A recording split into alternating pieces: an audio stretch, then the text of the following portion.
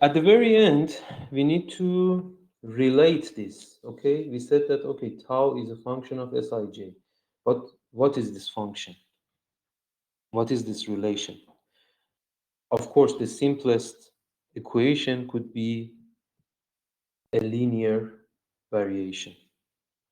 So it says that tau is equal to a constant times Sij. Of course, this is extremely simplified equation because uh, when you look at it in a physical aspect perspective, it won't reflect reality. The linear relation cannot happen actually. When I write this equation, linear equation, I claim that a stress components is a function of strain components. Yes? So you have stress components, all the stress components, 9 components, are a function of strain components, but I'm claiming that all of the strain components contribute to the same amount to the generation of a stress, right? Because there is only one constant in here. So it means that I deform something, meaning that I create some strain, and a strain can be created in all directions. I know that from solids it is symmetric. It has 6 different components instead of 9. But I am claiming that all these 6 different, for example, these six strain components, all these 6 different strain components contribute this in the same manner to the stress generation because the coefficient is only there is only one coefficient in here. That's very primitive. That's very primitive way to approach this problem actually. Some string components intuitively, some string components may contribute more, some of them may contribute less. First of all of them may be contributing. So, first of all, instead of just one constant as C, I will need 6 different coefficients to relate a strain to a stress. So, just to keep things very general, you would have 9 components for Sij and let's say 9 components for tau ij. Then, if we assume each component of Sij contributes to all 9 components of tau ij, then you will have 9 times 9 equal to 81 coefficients for this C, let's say. So, in other words, I can write it as uh, what I'm giving it in here to you. So let's first look at this. It says that your tau ij is obtained from your Sij or Smn with this let's say coefficient, then and this coefficient just converts Mn to Ij to you. Okay, so it has 4 indices: K, Ij, Mn. So as an example, you can calculate your tau 11 using uh, all the components of Sij. So this is 1, 1, 1, 2, 1, 3, 2, 1, 2, 2, 2, 3, 3, 1, 3, 2, 3, 3. So all of these components of Sij will have their relevant coefficients, and a linear combination of these will give you tau 11. Again, you can write it for tau 12, and then you can go until tau 3, 3. So the most general case is tau ij is kijmn times smn. This kijmn is a fourth order tensor which has a set of coefficients like these coefficients C11, C12, C13, D11, D12, D13, and it goes to E, F, G, H, I, J, and it reaches to K11, K12. So it is 9 times 9, 81 coefficients there inside this tensor. But physically, we know that a stress and a strain tensors are symmetrical, right? So 81 coefficients will be reduced to 36 coefficients. In solids, the story is exactly like this. So you have reduced 8, you will be reduced 81 to 36. They are relating a stress to a strain through 36 coefficients. Go and open one solid books and find those 36 coefficients. The question is that in fluids, what will happen? First of all, visualizing second order tensor for you is easy because second order tensor is like a matrix, right? Uh, for higher order tensors like this Kijmn, visualizing is hard. Actually, okay, third order tensor is like a cube, right? Third order tensor. So it's like some matrices that you put them on top of each other. But fourth order and higher is kind of hard for you to imagine. When Is it possible to visualize them it's higher not than fourth order? possible to visualize it in one shot, but it's possible to visualize it in different shots. So just imagine that you have a matrix that each array of this matrix is a matrix. Oh, okay. So then when you just take a slice of this matrix, you will come up with a matrix that you can visualize it. Okay? Okay. Mhm. If the so what we want to do is to actually simplify this general case. In order to simplify it, the first thing that we define is the isotropic fluid. If the fluid or any media is isotropic, it means that almost, I mean, almost all fluids are isotropic. But in solids, composite materials, for example, are not isotropic. They are very much directional materials, composite materials. So if a media is isotropic, Kijmn will become an isotropic tensor. And mathematically, a fourth order isotropic tensor can be represented by collection of second order tensors, like what I'm showing it in here. So instead of having the need for those 81 coefficients, now we need only how many coefficients? Lambda, mu, and gamma. Three coefficients. That's how isotropicity simplifies your problem. Furthermore, we know that tau ij is symmetric.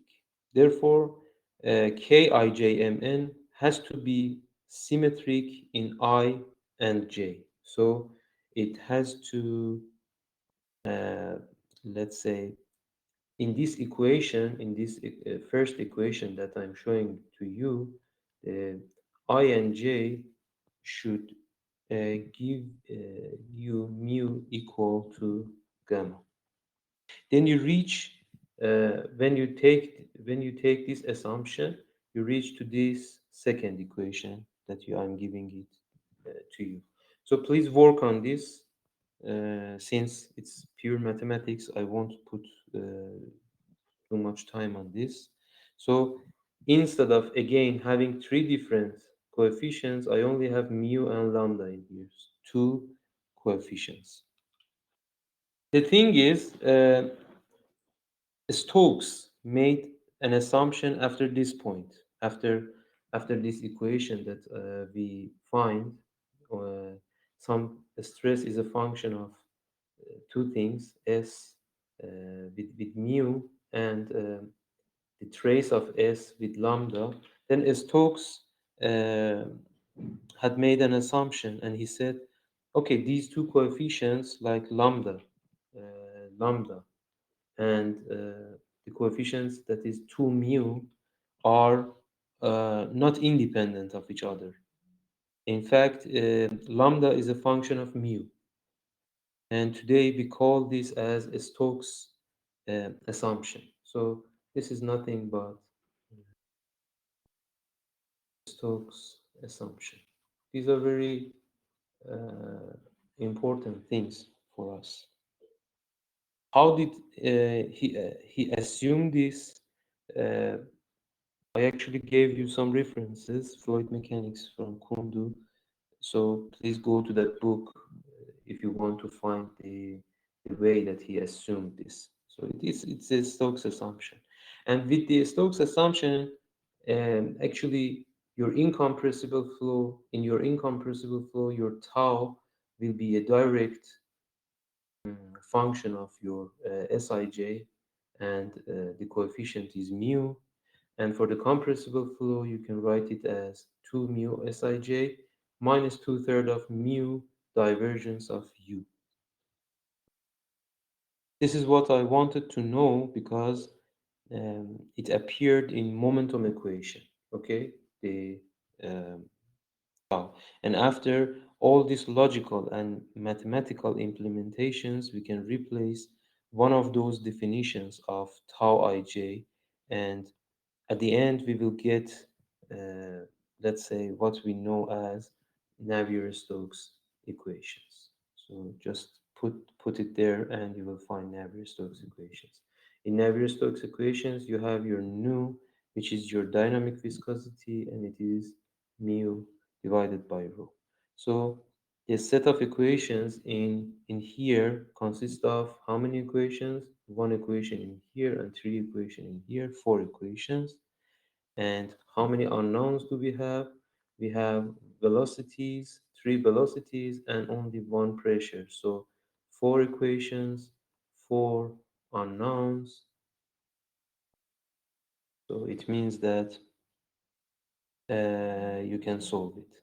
So you may not see Sij, this Sij in the equations, but actually Sij is inside this term. Uh,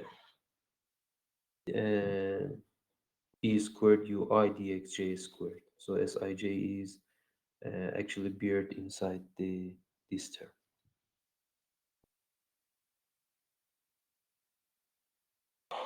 Okay, let's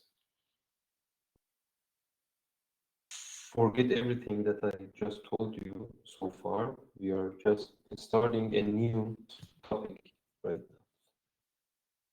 What we end up so far is we've discussed fundamental properties of turbulence, tensor mathematics, flow equations, indicial notation, and things like that.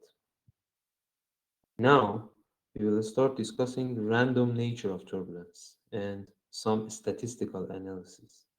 And we will describe basic statistical tools, and then we will apply them to Navier-Stokes equations as Osborne-Reynolds did nearly 140, 50 years ago after uh, hmm, maybe after we finish this part of a statistical analysis, we will start talking about the scales of turbulence. So uh, first, random nature of turbulence. If you have a turbulent flow, uh, which we described with velocity vector u, it's a turbulent flow. It is u as a function of, let's say, space and time. Okay, this is velocity vector, and this is instantaneous velocity. So it is changing through time as well. We call this u function of x and t a random variable. Okay? What what you understand when I tell you something is random? This is my question. Can you give me an example that is random? A random number, for example. For example, do you know how to generate random numbers in your computers? Or do you think they are really random when you... Sometimes Mhm, codes are according to the time, maybe seconds, or when you want to generate a random number mhm, in the code, mhm. the code is generating the number from the time From the at the CPU second. time, right? From the Yes, yeah, CPU yeah, time. yeah, So it's not really a random number, right? yeah. Of course, it's not Yes, really of random. course. So when you step out um, from your office towards a shop, for example, do you know who you are going to meet? Is it random? I think it's not random, and there is no such thing as coincidence. For example, in mathematics, one thing that is truly random, or at least as human beings we have not understand it yet, is the digits of pi. Okay, so this is Okay, pi. It's digits. There is no periodicity. There is no self-repetition. It looks all random. There are groups of crazy people who are trying to calculate more and more digits of pi, and they are looking for patterns. Nobody was able to find a pattern in pi. A simple thing such as pi, which is just a ratio of circumstance to the diameter of a circle. It never repeats itself, and its digits is truly mathematical random number. In terms of physical signals, when we observe variations of physical variable, for example, in time, like uh, the ones in turbulence, they may look random, but random is a daily word we use. When we use random in a technical sense in terms of statistical understanding or engineering, it has a certain meaning. Do you think the turbulence flow is like the digits of pi and is random? according to the knowledge that I gain from here, yes, I can say that turbulence is like digits of pi. Okay. Turbulence cannot be totally random because turbulence obeys non-random equations. Those equations are Navier-Stokes equations, right? These equations. Don't you use these equations to replicate turbulence? Are these equations random equations? No, these are not random equations. Everything is definite in here. Everything is specified. So these are deterministic equations. So how it happens? A flow that is following, that is obeying non-random equations cannot be random because our starting point is actually F equal ma or Navier-Stokes equations. These are not random equations. But Navier-Stokes equations can produce random looking results. That's because of non-linearity of the system. If you remember, we were talking about the pendulum problem, two-mass pendulum. So because a system is a nonlinear and any nonlinear dynamic system can generate random looking signal. The question here is how are we going to deal with this in an engineering point of view? For example, if you want to obtain the flow field behind this cylinder, and if it is subjected to some statistical randomness, this is a statistical randomness. How are you going to deal with it? How are you going to get pressure distribution or the let's say loss in engineering devices. So basically randomness could be fluctuating like crazy with time, but it has certain deterministic statistical properties. For example, what I'm showing in here to you is the mean value, is the average value. So the mean or average value could be a constant value. Isn't it constant in here? So we just defined it to be a constant thing. So the average may not be fluctuating as you see in here. The average of all of these data that is fluctuating is some constant value. In that case, the turbulence is not totally random. The velocity signals that you measure in turbulent fluid flow are generated due to presence of certain eddies. And you see these eddies in the right hand side picture. Okay? And interaction between these eddies.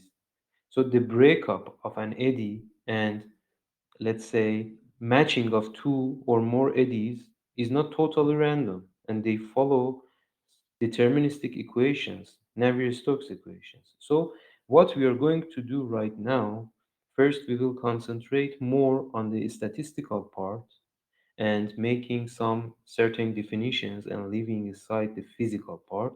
Then we will combine it to the physical part of the turbulence. So in general, let's say we are doing the fluid flow experiment. This is a test section of your wind tunnel, and you're putting a hot wire anemometer inside under a specified set of conditions. You are taking, you are measuring the velocity of the air passing inside this tunnel. By definition, uh, event A can be defined like this. For example, such that when you measure the velocity, if the velocity is less than 10 meters per second, we call this as event A. In a perfect statistical sense, we can define certain or certain event or impossible event or random event such that if A is um, if A inevitably occurs, so it means that A is certain event. What does it mean? Inevitably means no matter where and when you measure something, it is always less than 10 meters per second. So when you measure velocities and it is always less than 10, so it means that it is a certain event. If A cannot occur, so uh, clearly it's impossible event. What is random event? If A may occur, but it need not to occur. Okay, so it may occur, but it need not occur. We call it as a random event. So this parameter u that we just talked about, it's a velocity in this case that you're measuring, that is relevant to the event A. And we call this parameter u as a random variable. In other words, u does not have a unique value. Every time you measure it, you can get a different value. It may be less than 10 meters per second, but the value could be fluctuating. This is truly what we observe in turbulent flows. The reason is, although the governing equations, those Navier-Stokes equations, are deterministic, they have non-linearity. And these nonlinear systems are very sensitive to initial conditions. So if you don't have a complete knowledge of all initial conditions in time and space, you cannot predict these flows. There are some characteristics of nonlinear dynamic systems that we know them as a chaos theory. Uh, Two characteristics that I am giving in here is um, first, unavoidable perturbations in initial conditions, boundary conditions, and material properties. So they will not be exact. And the second one is the turbulent flows, as any nonlinear system are extremely sensitive to such perturbations, especially it is true for high Reynolds number because of very low damping in the system. And the perturbations can occur in both low and high Reynolds number as well. For low Reynolds number, the viscous forces dominate your flow because viscosity is damping process and it is related to friction, and it's a physical process that makes you lose energy.